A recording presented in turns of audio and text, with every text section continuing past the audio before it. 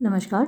हमारी यूनिवर्सिटी में पिछले साल जो एग्ज़ाम हुआ था फर्स्ट सेमेस्टर का, वो ऑब्जेक्टिव टाइप हुआ था, मल्टीपल चॉइस क्वेश्चंस थे। लेकिन चौधरी चरण सिंह यूनिवर्सिटी में ये डेस्क्रिप्टिव था, तो इस साल हमारे यहाँ भी डेस्क्रिप्टिव आने वाला है। हालांकि मैंने आपके लिए पैटर्न भी अपलोड किया था और एक मॉडल पेपर भी अपलोड किया था। फिर भी एक बार आप ये देख लीजिए कि दूसरी यूनिवर्सिटी में क्वेश्चन किस प्रकार का आया था, तो आप भी उम्मीद कर सकते हैं कि कुछ इस प्रकार के क्वेश्चंस आपके लिए भी आएंगे। तो ये दिसंबर 2021 में हुआ था और हमारा अभी ये दिसंबर 2022 में हो जाना चाहिए था अगर रेगुलर सेशन होता तो, लेकिन थोड़ा सा हमारा इरेगुलर चल रहा है। तो सिलेबस तो वही है, चौधरी चरण सिंह यूनिवर्सिटी का ये पेपर है। और यहाँ भी ABC 3 सेक्शंस हैं और टाइम 3 आवर्स है। जैसा कि मैंने अभी आपको बताया था जब मॉडल पेपर अपलोड किया था कि हमारे यहाँ भी इस साल 3 घंटे ही दिए गए हैं। तो सेम है, ये वैसा ही है जो हमारे यहाँ होने वाला है इस साल। मैक्सिमम मार्क्स इनके भी 75 हैं, हमारे भी 75 हैं। Attempt all questions from all sections as per instructions, तो जैसा इंस्ट्रक्शन दे रखा है वैसे क्वेश्चंस अटेम्प्ट करने हैं आपको। अब सेक्शन ए में देखिए very short answer type questions हैं और इनका इंस्ट्रक्शन क्या है इस यहाँ पर, आंसर ऑल द 5 क्वेश्चंस, यानी सारे जो 10 क्वेश्चन हैं उनके आपको जवाब देने। यहाँ 5 क्वेश्चन है, हमारे यहाँ 10 आएंगे, ठीक है। तो सभी के जवाब देने हैं। ईच क्वेश्चन कैरीज 3 मार्क्स और हमारे यहाँ जो हर क्वेश्चन होगा वो 2 मार्क्स का होगा और 10 क्वेश्चन होंगे यहाँ पर। Very short answer is required not exceeding 75 marks. 75 words होगा ये, मतलब उससे ज़्यादा शब्द नहीं होने चाहिए। थोड़ा मुझे मिसप्रिंट लग रहा है यहाँ पर। और तो यहाँ पर जो पहला सवाल है देखिए, what is the difference between formal and informal essay. और सेकंड क्वेश्चन है define the term analogy. Third question है what according to Bacon are the uses of studies. And चौथा question what is content writing, what is the significance of the title the last leaf. तो ये सभी चीज़ें मैं upload कर चुकी हूँ। यानी आपको यहाँ पहले क्वेश्चन में आपको अंतर बताना है फॉर्मल और इनफॉर्मल एसे में, दूसरे में एनालॉजी को डिफाइन करना है। तो ये सारे टर्म्स पर मैंने वीडियो अपलोड किया हुआ है, आपने देखा ही होगा। और फिर बेकर ने यूजेस बताए हैं स्टडी के, क्या यूजेस हैं ऑफ स्टडीज़, आपने पढ़ा है मेरे साथ और कई बार मैंने आपको क्लास में रटवाए भी हैं यूजेस। फिर है व्हाट इज़ कंटेंट राइटिंग, तो ये भी आपने तैयार किया ही हुआ होगा, मैंने वीडियो अपलोड किया हुआ है कंटेंट राइटिंग पर। और what is the significance of the title the last leaf, तो इसका लास्ट लीफ का सिग्निफिकेंस क्या है, महत्व का है क्या है टाइटल का, है ना। पूरी story, the whole story revolves around the last leaf, तो ये टाइटल सिग्निफिकेंट है। फिर सेक्शन बी देखिए, शॉर्ट आंसर टाइप क्वेश्चंस हैं यहाँ पर। और ये इंस्ट्रक्शन क्या कह रहा है, आंसर एनी 2 क्वेश्चंस, यानी कोई 2 सवाल के जवाब देने हैं आउट ऑफ द 3 क्वेश्चंस। जो यहाँ पर इन्होंने 3 सवाल दिए हैं, ईच क्वेश्चन कैरीज, बाकी फिर ये थोड़ा सा खा गए हैं बुक वाले। तो यहाँ देखिए ये 7.5 मार्क्स का है इनके यहाँ, है ना। हमारे यहाँ ये 7 मार्क्स का एक क्वेश्चन है, हमारे यहाँ भी इनका 7.5 का है, हमारा 7 मार्क्स का है। और क्वेश्चन देखिए क्या है इनका, यू आर द रेजिडेंट। थोड़ा सा ये किताब में स्पेलिंग मिस्टेक्स हैं, तो क्योंकि भाई प्रिंट तो ऐसे ही होता है ना, ठेके पे छपने को दिए जाते हैं किताबें। तो आप रेजिडेंट हैं कैलाश नगर, रांची, बिहार के। Your colony has miserable state of drainage, तो नाली की व्यवस्था आपकी कॉलोनी में बहुत ख़राब है। Write a letter to the municipal commissioner, municipal commissioner को एक ख़त लिखिए रांची के को, टू टेक अर्जेंट एक्शन, कि वो तुरंत एक्शन ले, to improve the situation before the monsoon, कि मानसून से पहले सिचुएशन सुधार दी जाए। तो लेटर राइटिंग मैंने आपको बताया है, इस पर भी वीडियो अपलोडेड है और आपको आता होगा अच्छे से, ये आप कर पाएंगे। फिर सेकंड क्वेश्चन देखिए, it is safer in the jungle than in the town, jungle than मैंने कहा क्या ये जंगल थान है, जंगल दैन, दोनों के बीच में स्पेस नहीं दिया है। तो शहर से ज़्यादा जंगल में सुरक्षा है। से सुंदर सिंह कहता है justify the statement in the context of the story the tunnel. तो टनल कहानी के संदर्भ में इस स्टेटमेंट को जस्टिफाई कीजिए।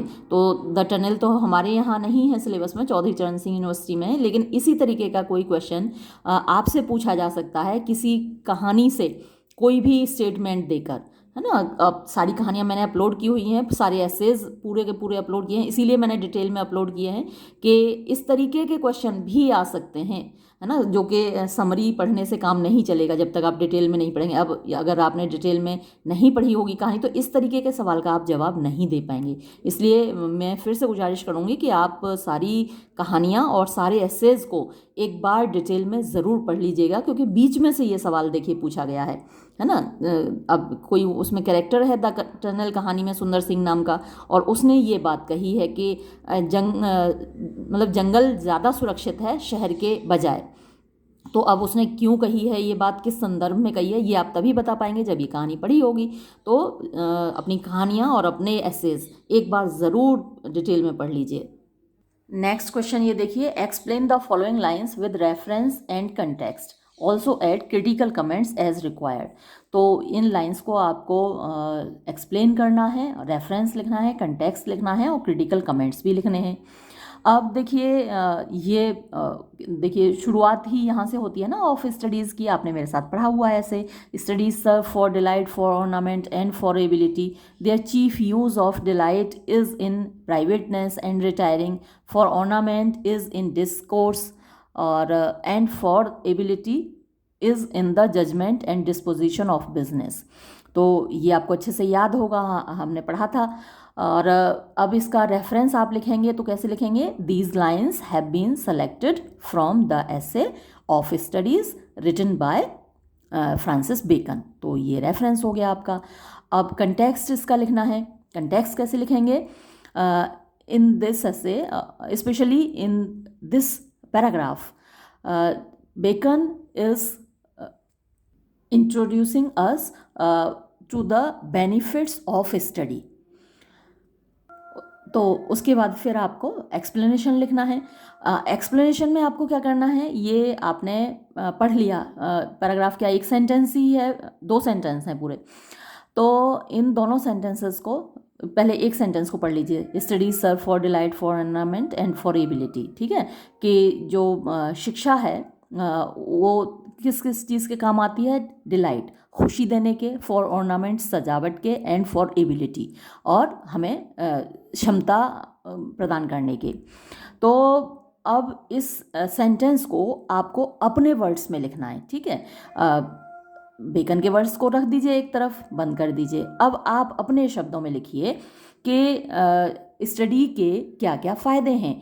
Education has many benefits for us, or we can say that we study for 3 purposes.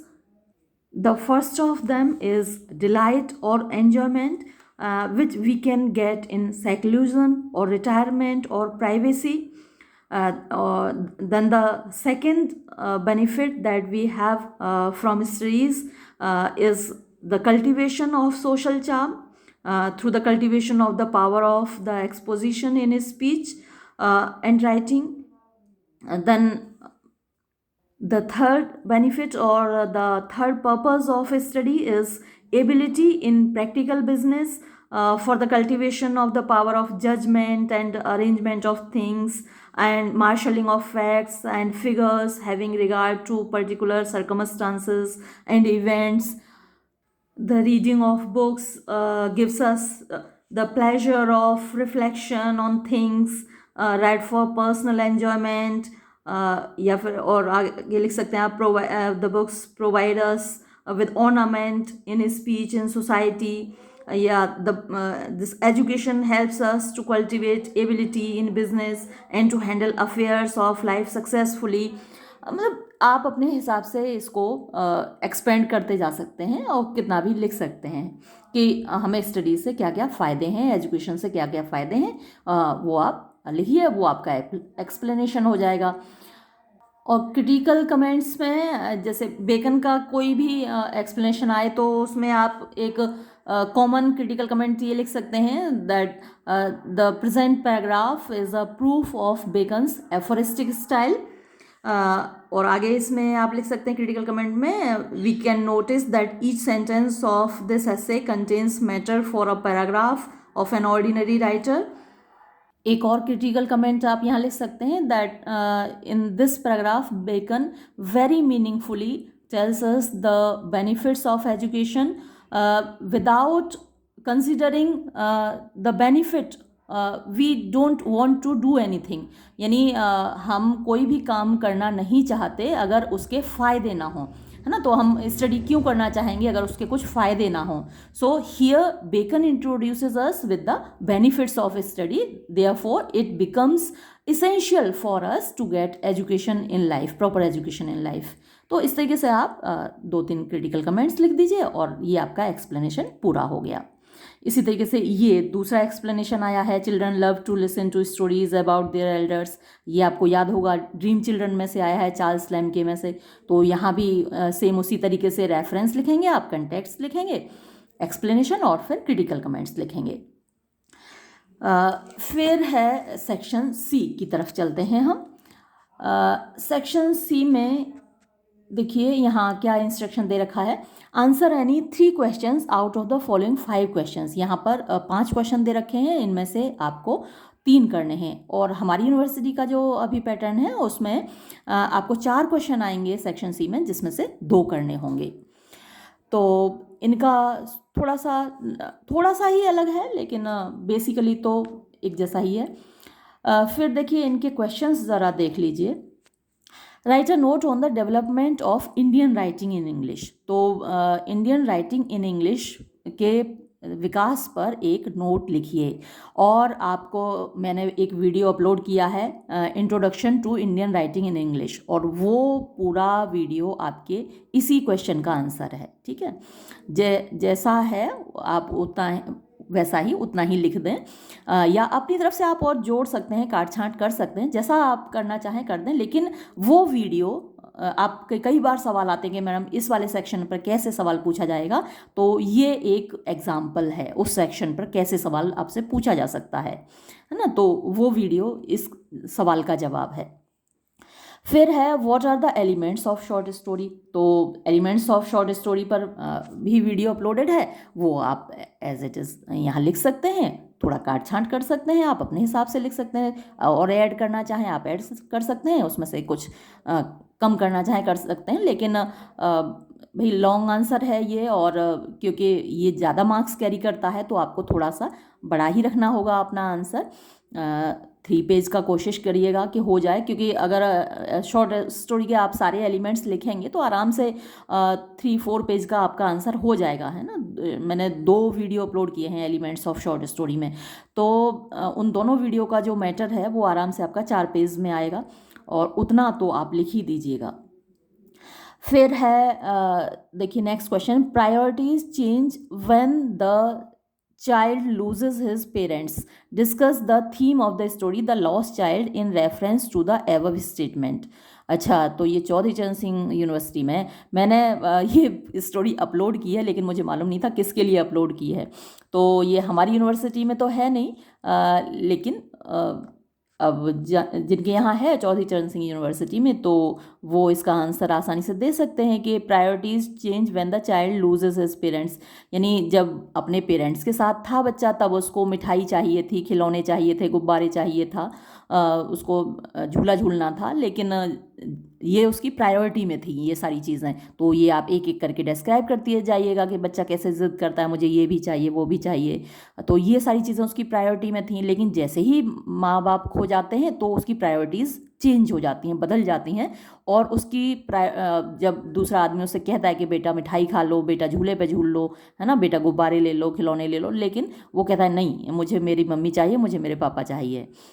तो ये कैसे प्रायोरिटीज़ चेंज हो जाती हैं जब अपने माँ बाप को खो देता है। तो आराम से आप पूरी कहानी को यहाँ डिस्कस कर सकते हैं इसके आंसर में। ये चौधरी चरण सिंह यूनिवर्सिटी वालों के लिए है मेरा जवाब, हमारी यूनिवर्सिटी में ये कहानी नहीं है। फिर है व्हाट डज स्वामी विवेकानंद से आएगा about Indian thought regarding the conquest of the world. अच्छा, ये काफ़ी रिक्वेस्ट आई है इस ऐसे की, लेकिन मुझे इसका टेक्स्ट नहीं मिला। और मैंने कितनी बार उस रिक्वेस्ट का जवाब दिया कि भाई कोई मुझे टेक्स्ट भेज दो, मेरे पास टेक्स्ट नहीं है इस चैप्टर का। तो मैंने अपलोड ही नहीं किया है और मैंने ख़ुद भी नहीं देखा इसको, तो मैं इसका जवाब नहीं दे पाऊँगी। Discuss the plot of the story the lament. अब द लेमेंट कहानी ये तो मैंने अपलोड की है और इसका प्लॉट आपको बताना है। प्लॉट का मतलब वही सीक्वेंस ऑफ इंसिडेंट्स। तो आपको एक एक इंसिडेंट यहाँ डिस्क्राइब करते जाना है कि कहाँ से शुरू होती है कहानी, कहाँ जाके ख़त्म होती है ना। कितना इफ़ेक्टिव प्लॉट है, क्या आपके ऊपर प्रभाव पड़ा, कहानी आपको बाद तक याद रहती है, आपके ऊपर क्या प्रभाव डालती है। लास्ट में हमारी आंखों में भी आंसू आ जाते हैं जब हम देखते हैं कि वो कोई उसकी बात नहीं सुन रहा। वो एक जानवर को अपनी बात सुनाता है, इंसानों ने उसकी बात नहीं सुनी बेचारे की। तो कितना इफ़ेक्टिव प्लॉट है। फिर ये लास्ट क्वेश्चन है, discuss Joseph Addison as an essayist. तो आपने सर रोजर एडचर्च पढ़ा है, उस एसे के आधार पर जोसेफ एडिसन को एज एन एसेइस्ट आपको डिस्कस करना है। इस पर मैंने एक वीडियो भी अपलोड किया है, Joseph Addison as an essayist, Bacon as an essayist मैंने अपलोड किया है, A G. Gardiner as an essayist upload किया है। तो उनमें से कोई भी आपके लिए आ सकता है क्वेश्चन एज एन एसेइस्ट किसी भी ऑथर पर, तो वो आप आराम से जवाब दे सकते हैं। तो ये तो रहा चौधरी चरण सिंह यूनिवर्सिटी का पेपर। अच्छा, एक ये पेपर और है मेरे पास, ये किस यूनिवर्सिटी का है, मोहम्मद अली जौहर यूनिवर्सिटी रामपुर का है ये पेपर। तो ये देखिए, ये भी सेम क्वेश्चन पैटर्न इसका भी है ना। यहाँ भी 3 सेक्शन है, attempt all the sections as per instructions. और यहाँ भी 3 घंटे का ही समय है और मैक्सिमम मार्क्स 75 हैं। सेक्शन ए इनका देखिए, attempt all 5 questions, each short question carry 3 marks. तो इनके सारे क्वेश्चंस अटेम्प्ट करने हैं और हर क्वेश्चन के 3 मार्क्स हैं। अब जैसा कि मैंने बताया, हमारी यूनिवर्सिटी में 10 क्वेश्चन आएंगे और 2-2 मार्क्स के होंगे। तो पहला सवाल इनका देखते हैं, how do we rename a presentation. तो एक प्रेजेंटेशन को हम कैसे रीनेम करते हैं, यानी फिर से उसका नाम कैसे रख सकते हैं। तो ये आपके पावर पॉइंट प्रेजेंटेशन का में से है और इस पर मैंने वीडियो अपलोड किया हुआ है पीपीटी पर। अगर आपको फिर से नाम बदलना है या टाइटल चेंज करना है तो आप अपने उस प्रोग्राम को ओपन करेंगे और जो टाइटल वाली आपकी स्लाइड है उस पर जाकर आप रीनेम कर सकते हैं, यानी अपना जो प्रेजेंटेशन का टाइटल है, नाम है, वो चेंज कर सकते हैं। फिर जो सेकंड क्वेश्चन है, what is difference between biodata and resume. तो इन दोनों पर ही मैंने वीडियो अपलोड किए हुए हैं, बायोडाटा पर, रिज्यूमे पर। देखिए, बेसिकली तो ज़्यादा अंतर नहीं है। बायोडाटा में भी हम अपनी सारी डिटेल्स देते हैं और रेज्यूमे में भी हम अपनी सारी डिटेल्स देते हैं, लेकिन रेज्यूमे कंपैरेटिवली ज़्यादा फॉर्मल होता है। जैसे कि आप कहीं मान लीजिए शादी के लिए भेजते हैं तो आप बायोडाटा भेजते हैं, ना कि रेज्यूमे भेजते हैं ना। जबकि आप कहीं जॉब के लिए भेजेंगे तो रेज्यूमे ही भेजते हैं। तो वो कंपैरेटिवली ज़्यादा फॉर्मल है। बायोडाटा में थोड़ी सी पर्सनल जानकारियाँ आप अपनी इंक्लूड करते हैं, लेकिन रेज्यूमे स्ट्रिक्टली अपनी एकेडमिक जानकारियाँ ही उसमें आप शामिल करते हैं। तो वैसे तो दोनों देखने में ऑलमोस्ट एक जैसे हैं, लेकिन रेज्यूमे इज़ मोर फॉर्मल। फिर है, write a letter of acceptance of job offer. तो ये फॉर्मल लेटर वाले पैटर्न पर लिखा जाएगा, जैसे जो ये फॉर्मल लेटर है। और एक्सेप्टेंस लेटर मतलब आपको कोई जॉब ऑफर हुई है और आप उसको एक्सेप्ट कर रहे हैं, तो आप लेटर में क्या लिखेंगे कि मैं इस जॉब को ज्वाइन कर रहा हूँ और बहुत खुशी से ज्वाइन कर रहा हूँ। मैं अपना बेस्ट मैं आपको दूंगा, अब इस जॉब में पूरी मेहनत करूँगा, अपना बेस्ट परफॉर्मेंस दूंगा। तो ये सारा मैटर होगा उस जॉब ऑफर का। अब क्योंकि यहाँ ये नहीं बता रखा कि जॉब ऑफ़र आया कहाँ से है ना, और जिसको आप एक्सेप्ट कर रहे हैं, तो ये आपको इमेजिन ही करना पड़ेगा कि जॉब ऑफ़र कहाँ से आया है। तो आपको ये पूरा ख़ुद इमेजिन करके लिखना है और यही बताना है कि आप इस जॉब ऑफ़र से बहुत खुश हैं और मेहनत करने के लिए तैयार हैं। फिर जो इसमें सेकंड क्वेश्चन देखिए, write a letter to municipal board, यहाँ पर देखिए क्वेश्चन सेकंड है लेकिन चॉइस दे रखी है ना, हर क्वेश्चन में चॉइस दे रखी है। तो write a letter to municipal board regarding the unhygienic condition of the lanes of society, यानी आपकी सोसाइटी की जो गलियाँ हैं उनकी कंडीशन बड़ी ख़राब है, अनहाइजीनिक है, स्वास्थ्य के लिए हानिकारक है, गंदगी फैली हुई है। तो म्यूनिसिपल कॉरपोरेशन को आपको लेटर लिखना है। तो ये भी एक तरीके से फॉर्मल लेटर ही है, इनफॉर्मल तो है नहीं। इनफॉर्मल लेटर तो आप अपने घर वालों को, रिश्तेदारों को, फैमिली मेम्बर्स को लिखते हैं, दोस्तों को लिखते हैं, तो ये भी फॉर्मल लेटर के पैटर्न पे लिखा जाएगा। फिर है next question, throw a light on the importance of narrative technique in the story. तो नैरेटिव टेक्निक के बारे में बताना है, ये वीडियो अपलोडेड है, इसको आप आराम से लिख पाएंगे। फिर describe different types of plots as use in drama. तो ड्रामा में अलग अलग प्रकार के प्लॉट्स कैसे यूज़ किए जाते हैं। अच्छा, ड्रामा आपके सिलेबस में तो नहीं है, और ये ड्रामा पर कैसे इन्होंने दे दिया, यहाँ स्टोरी होना चाहिए अलग अलग प्रकार के प्लॉट स्टोरी में। लेकिन अब अगर ड्रामा में पूछ लिया जाए तो बड़ी दिक्कत आपके लिए हो जाएगी। हालांकि मैंने अपलोड तो ये भी किया है, लेकिन वो आपकी वाली प्लेलिस्ट में नहीं है ना। जो ड्रामा है वो थर्ड सेमेस्टर में है, तो थर्ड सेमेस्टर वाली प्लेलिस्ट में आपको ड्रामा वाला मिल जाएगा वीडियो, और ड्रामा के प्लॉट्स अलग अलग टाइप के कैसे होते हैं वो उस पर आपको वीडियो मिल जाएगा। फिर है write a CV for applying job of a teacher, यानी आपको एक टीचर की जॉब के लिए अप्लाई करना है और उसके लिए आपको एक करिकुलम विटाए तैयार करना है। तो इसमें क्या है, एक कवरिंग लेटर होता है करिकुलम विटाई के साथ, यानी आप एक टीचर के रूप में अपने आप को अप्लाई करना चाहते हैं, तो आप या तो मैनेजर को लिखेंगे, है ना, किसी स्कूल के मैनेजर को या प्रिंसिपल को लिखते हैं, और आपको बताना है, अपनी क्वालिफ़िकेशन बतानी है उसमें CV में, लेकिन CV के साथ कवरिंग लेटर ज़रूर होता है, तो कवरिंग लेटर भी आपको लिखना होगा। अच्छा, ये इस पर भी मैंने वीडियो अपलोड किया है, कवरिंग लेटर प्लस CV। और डेफाइन RTI, या फिर RTI को डेफाइन कीजिए, तो ये भी मैंने वीडियो अपलोड किया हुआ है, आपने पढ़ ही लिया होगा RTI के बारे में। फिर नेक्स्ट क्वेश्चन है, name any 5 kinds of letters, यानी कोई 5 प्रकार के लेटर्स के बारे में लिखिए। अब ये थोड़ा सा मुश्किल सा सवाल हो गया ना। जनरली तो आप 2 ही टाइप के लेटर पढ़ते हैं, फॉर्मल लेटर, इनफॉर्मल लेटर, बस इससे आगे तो हम लोग बढ़ते नहीं। 5 प्रकार के लेटर कैसे बताए जाएं? तो भाई एक तो बड़ा कॉमन लेटर है, आप लोगों को पता होगा ना, लव लेटर। चलो, एक तो वो हो गया, ठीक है। और उसके अलावा आप देखिए, क्रेडिट लेटर होता है, मजाक था वो, हालांकि वो भी एक तरीके का लेटर है ही। क्रेडिट लेटर होता है, बर्थडे लेटर होता है, फॉर्म लेटर होता है, चेन लेटर होता है, लेटर ऑफ इंटेंट होता है, लेटर ऑफ रेजिग्नेशन होता है, लेटर ऑफ थैंक्स होता है, बिजनेस लेटर होता है, कवर लेटर होता है, रिकमेंडेशन लेटर होता है। तो लेटर के बहुत सारे टाइप्स हैं, है ना। हालांकि हम जब क्लास में डिस्कस करते हैं तो 2 ही टाइप के लेटर आपको बताते हैं, और आप ऐसे समय में फंस जाएंगे, ऐसा क्वेश्चन आ गया, आप कहेंगे मैम ने तो 2 ही लेटर पढ़ाए थे, ये कैसा क्वेश्चन आ गया। तो चलिए, आज मैंने बहुत सारे लेटर्स आपको बता दिए, अगर ऐसा क्वेश्चन आ जाए तो अब आप कर पाएंगे उसको, ठीक है। अब नेक्स्ट क्वेश्चन देखिए, write a letter of complaint on the misbehaviour of a student to teacher, यानी भैया शिकायत करनी है कि एक स्टूडेंट ने मिसबिहेव किया है टीचर से, है ना। अब तो टीचर की तरफ से ही लिखा जाएगा ना।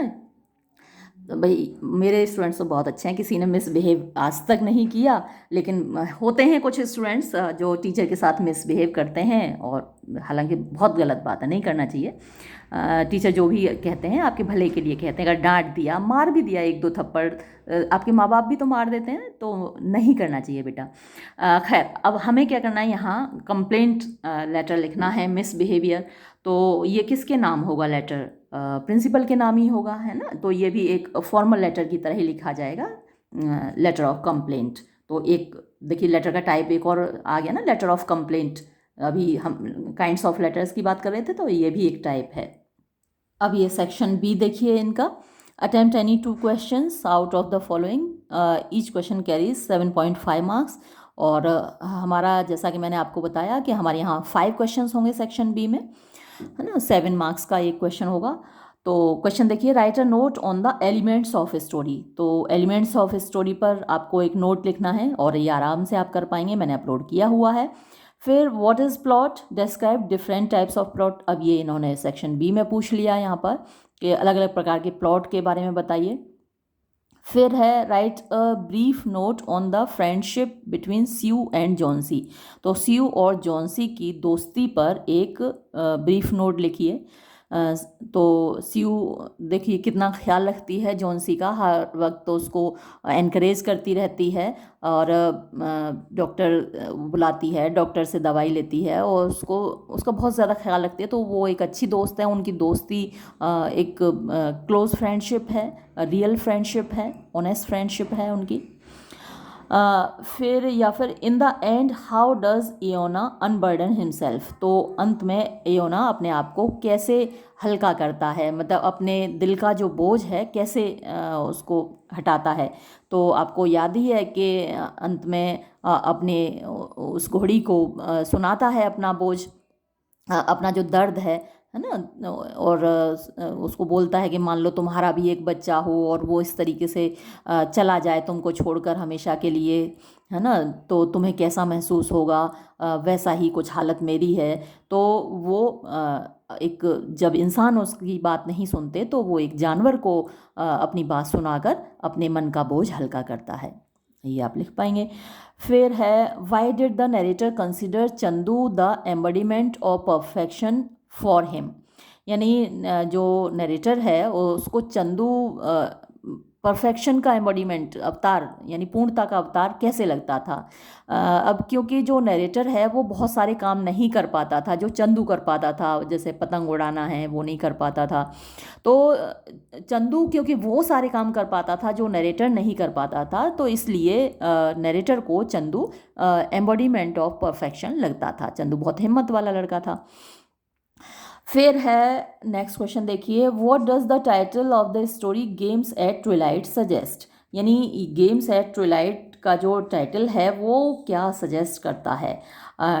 तो ट्विलाइट आप जानते हैं जो शाम का धुंधलका होता है, जहाँ दो रोशनियाँ मिलती हैं, दिन की और रात की, तो वो ट्विलाइट होता है। अब जो टाइटल दिया गया है गेम्स एट ट्विलाइट, तो जैसे ही हम टाइटल को पढ़ते हैं हमको लगता है कि कुछ खेलों की बात हो रही है जो शाम के समय खेले जाते हैं। तो जो टाइटल है बड़ा सजेस्टिव है, बड़ा मीनिंगफुल है और ये टाइटल उस स्टोरी को अच्छे से एक्सप्रेस करता है। फिर सेक्शन सी को देखते हैं, अटेम्प्ट ऑल क्वेश्चंस, और इनका भी जो क्वेश्चन है वो 15 मार्क्स का है, लेकिन हमारा जो क्वेश्चन होगा वो 10 मार्क्स का होगा। और चलिए इनका देखते हैं। Draw a character sketch of Sue. Sue का चरित्र चित्रण कीजिए। अब भाई स्यू का चरित्र चित्रण मैंने शायद अपलोड नहीं किया है, रवि का तो मुझे लगता है किया है, स्यू का नहीं किया है। फिर है next question, comment on the indifference that meets Iona's attempts to share his grief with fellow humans. यानी कमेंट करना है आपको, कमेंट ऑन माने टिप्पणी लिखिए, द इनडिफरेंस, इनडिफरेंस माने उदासीनता, दैट मीट्स जो कि दिखती है, इयोनाज अटेम्प्ट्स इयोना के जो प्रयास होते हैं, टू शेयर हिज ग्रीफ अपने दुख को बांटने के, विद फेलो ह्यूमन बींग्स अपने साथी इंसानों से। तो अपने साथी इंसानों से अपना दुख बांटने के जो इयोना के प्रयास हैं, उन प्रयासों के सामने कैसी उदासीनता आती है लोगों की, उसको आपको बताना है। तो एक तरीके से यहाँ आपको वो पूरी स्टोरी ही आपको लिखनी होगी, एक समराइज उसको कर दीजिएगा कि किस तरीके से ये लोग मिलते हैं उसको और कोई उसकी बात नहीं सुनता, एंड फाइनली वो अपने एक जानवर को, अपनी घोड़ी को अपना दुख सुनाता है। फिर what part does chance play in the story the diamond necklace. तो डायमंड नेकलेस कहानी हमारे यहाँ तो है नहीं, तो चांस का क्या रोल है डायमंड नेकलेस कहानी में, ये आप आराम से लिख सकते हैं। मैंने कहानी अपलोड की हुई है। अगर जो है हीरोइन हमारी ये अपनी सहेली को बता देती, सच बता देती कि भाई तुम्हारा डायमंड नेकलेस मुझसे खो गया है, तो शायद ये इतनी परेशानियां इनको ना झेलनी पड़ती, तो चांस की बात थी। या फिर वो डायमंड नेकलेस ना खोता इनसे, ये भी चांस हो सकता था। तो ये सारी चांस की बात है कि बाई चांस ऐसा हुआ कि वो डायमंड नेकलेस मांग कर लाई, बाई चांस ऐसा हुआ कि वो डायमंड नेकलेस खो गया, और बाई चांस ऐसा हुआ कि उन्होंने सच नहीं बताया अपनी सहेली को। तो ये चांस का बहुत बड़ा यहाँ पर भूमिका है। फिर है draw a character sketch of Nambi. तो ये अंडर द बेनियन ट्री का प्रोटैगनिस्ट है नंबी, और किस तरीके से वो कहानियाँ सुनाता है ना। तो वो पूरा उसके बारे में आपको लिखना है, नंबी के बारे में। फिर नेक्स्ट क्वेश्चन है, what picture of contemporary India do you find in the story the barbers trade union discuss. तो उस वक्त के भारत की क्या तस्वीर आपको देखने को मिलती है बार्बर्स ट्रेड यूनियन में। तो देखिए, छुआछूत और जाति प्रथा बहुत स्ट्रिक्टली फॉलो किए जाते थे उस वक्त। और वही यहाँ दिखाया गया है कि किस प्रकार का ग्रामीण समाज था और ग्रामीण समाज में कैसे छुआछूत फैली हुई थी। तो ये पूरा आप कहानी में से सारे कैरेक्टर्स को दिखाएंगे और उनका एटीट्यूड दिखाएंगे, तो ये आपके सवाल का जवाब हो जाएगा। फिर है give the critical appreciation of the story games eight Twilight. तो गेम्स एट ट्विलाइट कहानी की क्रिटिकल एप्रिसिएशन आपको लिखनी है ना। तो क्रिटिकल एप्रिसिएशन मैंने अपलोड की हुई है द लास्ट लीफ की, और उसी तरीके से उन्हीं पॉइंट्स को लेकर आप किसी भी स्टोरी की क्रिटिकल एप्रिसिएशन लिख सकते हैं। हर स्टोरी की क्रिटिकल एप्रिसिएशन में आपको थीम लिखना है, आपको थॉट्स लिखने हैं, आपको कैरेक्टराइजेशन के बारे में लिखना है, प्लॉट के बारे में लिखना है, लैंग्वेज के बारे में लिखना है ना। पॉइंट्स वही रहते हैं, और कहानी चाहे कोई भी हो। तो इस तरीके से आप इनको अटेम्प्ट कर पाएंगे। ठीक है, ये वीडियो मैं यहीं समाप्त करूँगी। धन्यवाद।